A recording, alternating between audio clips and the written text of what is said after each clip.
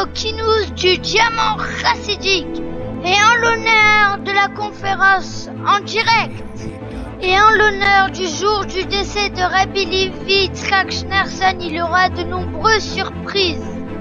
Dans le programme, il y aura les 12 psukim et l'histoire de la vie du père du Rabbi Levi Yitzhak Schneerson. Il y aura aussi l'histoire de la Messirut Nefesh de la rabbinite Chana, la femme de Rabbi Levi. Maintenant, place à la rencontre avec la famille Alomite qui va faire les 12 psukim. Bonjour, je m'appelle Rachel Yahalomite. Bonjour, et moi je m'appelle Shmuel. Et ça, c'est mon grand frère. Bonjour, et moi je m'appelle Chaim. Alors, Menachem, on commence le programme? Oui, on commence. Commencez les 12 psukim. Très bien. Torah, Tziva, Lanu, Moshe, Morasha, Keilat, Yaakov. Shema, Israël, Hashem, Elokeinu, Hashem, Echad.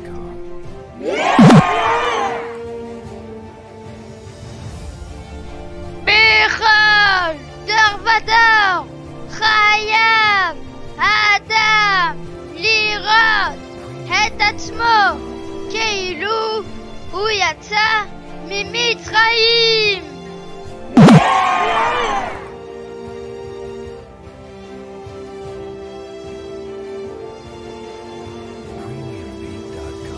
Kol Yisrael, Yesh Lahem, Chelek, Leolam, Abba, Shenemar, Ve'amer, Kulam, Tzazikim, Leolam, Irshu, Aretz, Netzer, Matai, Maaseh, Yadai, Leitpaer.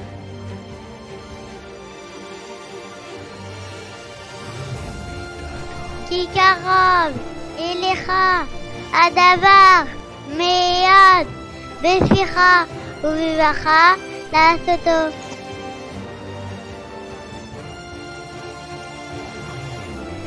Veine, Hashem, Yitzhak, Alav, Umelo, Kalaret, Kevodo, Umabit, Alav, Umochem, Klayot Valev, Imavdo, Karaoui.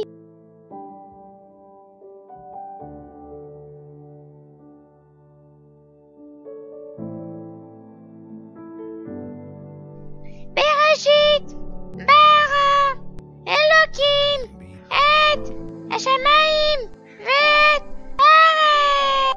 Veshinantam, Levanecha, Vedibarta, Ban, Beshiftecha, Bevetecha, Uvlechtecha, Vaderer, Uvshambecha, Uvkumecha. Pasuk Yagati. Ah, bah c'est à moi. Yes! Yagati velo matzachi al ta'amin. Le Yagati ou matzachi al ta'amin. Yagati ou matzachi ta'amin. Ve'afta lereacha kamocha Rabbi Akiva Omer Tekal Gadol Batorah. Vezi, Oladam, Vitachlit, Vivatou, Okoyat, Olalabot, Eliodim, Vitatonim, Liot, Rodigas, Vitatonim.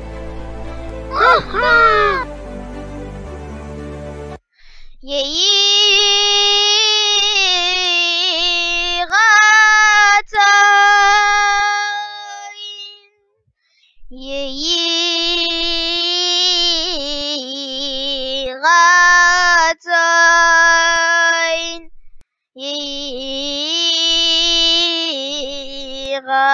Zayin. Yirotan milevaneira. Hashem Elohikeinu. Velohikei.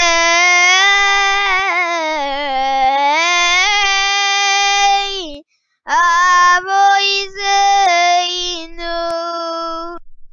Shivane besamigdash v'rabei yameinu v'tel galkeinu v'tarasecha. Shivane besamigdash v'rabei yameinu v'tel galkeinu v'tarasecha. Shivane besamigdash v'rabei yameinu v'tel galkeinu v'tarasecha. Shivane besamigdash v'rabei yameinu v'tel galkeinu v'tarasecha. Shivane besamigdash v'rabei yameinu v'tel galkeinu v'tarasecha. Shivane besamigdash v'rabei yameinu v'tel galkeinu v'tarasecha.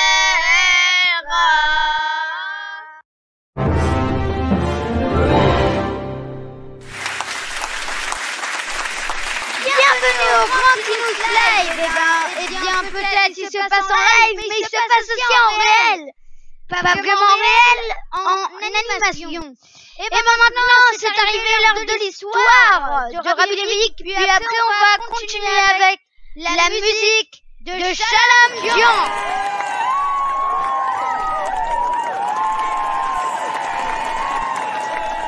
Le Rabbi Lévi est né le 18 Nissan 1878.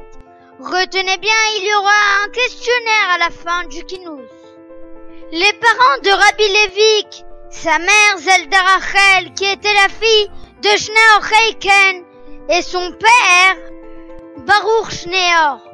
Il épousa la rabbinite Chana Yud Alev Sivan 1900.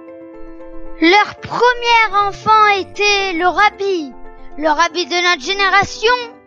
Le deuxième enfant était Rabbi Dafer, que malheureusement, comme vous le voyez, il est niftar pendant la guerre. Hashem Ikam Damo.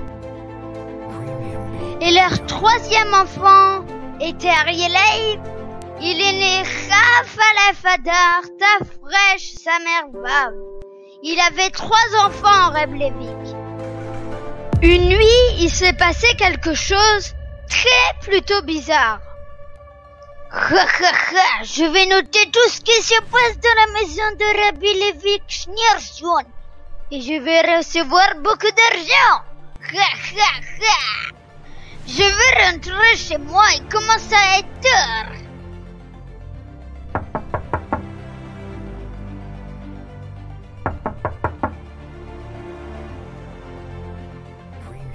Rabbi, il y a personne sauf vous à la maison? Oui, il y a que moi et ma femme à la maison. Rabbi, j'ai un truc très important à vous dire que je peux pas vous le dévoiler et que vous le dévoilerez à personne. Que ma fille, elle arrive dans 1 heure à minuit faire sa choupa ici. Est-ce que le Rav serait prêt de arranger les kiddushin? Bien sûr que je serai prêt d'arranger les kiddushin. Et à minuit pile, ils sont arrivés le Khatan et la Kala pour faire la choupa et arranger les kiddushin. Et bien sûr, il y a eu 8 personnes qui sont entrées dans la maison. Et ils étaient 9 dans le minyan avec Rabbi Lévik. On n'est que 9. Qui va venir compléter le minyan? Sans hésiter quelques secondes, Rabbi Lévik est venu appeler l'espionneur juif. Il n'a pas eu peur de ça, que l'espionneur allait raconter ça au KGB. Oh, Rabbi Lévik, qu'est-ce que tu fais là, à cette heure-ci? Il y a une choupa chez moi, et on n'est que 9. Est-ce que tu pourrais compléter le minyan? Moi? Mais moi, je sais pas lire Un livre juif? Comment moi je peux compléter? Il n'y a rien besoin de faire. Tu as juste à répondre Amen et Amen, Yehi Shmerab. Ils ont commencé la choupa s'est très bien déroulée. Tout le monde est reparti chez eux et dans la maison il restait que le voisin et le Rav. Sache une chose, que j'aurais été jamais courageux aussi comme tu l'es. Et sache que tu m'as prouvé que t'avais pas peur de tout ce que j'essayais de te faire. Et donc je vais arrêter de t'embêter et depuis maintenant je vais faire tout pour que tu t'attrapes pas.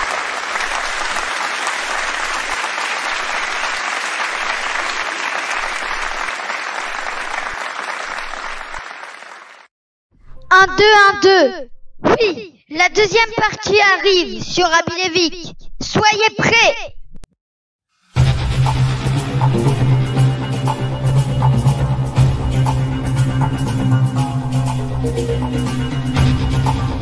La rabbinite Chana avait fait une énorme messirut nefesh pour son mari, la période où il était en dehors de toute l'histoire que vous connaissez bien, dès qu'il était en prison. Chana, qu'est-ce que je peux faire? J'ai pas de papier et d'encre pour écrire des Chiddush et Torah. La rabbinite Chana est partie en messirut nefesh chercher de l'encre pour son mari. Toutes les écritures qu'il avait écrites dans toute sa vie, il n'y a que ces écritures-là qu'il avait écrites pendant la période qu'il était libre. Il n'y a que ça qui a été retrouvé. Il était aussi le rabbin de Yekaterinoslav avant d'être emprisonné. Et chaque jour où elle venait savoir il était où son mari, on lui répondait comme ça. Reviens demain et tu seras. Et le lendemain, la même chose se passa. Il est où mon mari? Je t'ai dit de revenir demain. Demain c'est aujourd'hui? Non, reviens demain. Quelques temps plus tard, on lui a dit que son mari a été envoyé au Kazakhstan. La rabbinite avait fait ce long trajet pour arriver vers son mari. Elle est partie au Kazakhstan. Dès qu'elle est arrivée là-bas, elle a trouvé son mari dans un état qui était tellement dur pour lui que malheureusement, il a rendu sa neshama à Hachem. La rabbinite n'est pas restée en Russie. Elle est partie à New York. Mais avant d'aller à New York, elle est partie à Paris. Rabbi Levik est né à Fodobronka. Le rabbi est arrivé spécialement pour sa maman à Paris en avion.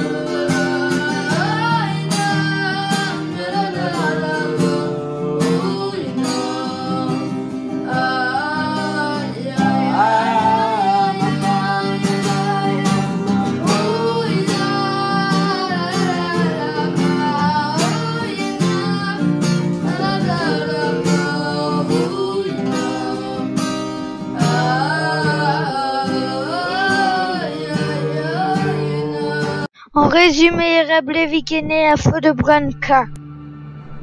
Il est né le 18 Nissan 1878. En 1902 aussi, c'était le jour de la Brit Mila du Rabbi. Son grand-père était Reb Shneur Reiken. Il est niftar à 66 ans. La rabbinite Chana a fait une énorme messirut nefesh pour son mari. Il est niftar à cause de son exil au Kazakhstan lointain. Il est niftar en 1944. Il avait 3 enfants, le rabbi Rav Dover et Rabbi Arielei. De base, il a vécu à Yekaterinoslav. Et maintenant, celui qui veut, il fait le questionnaire.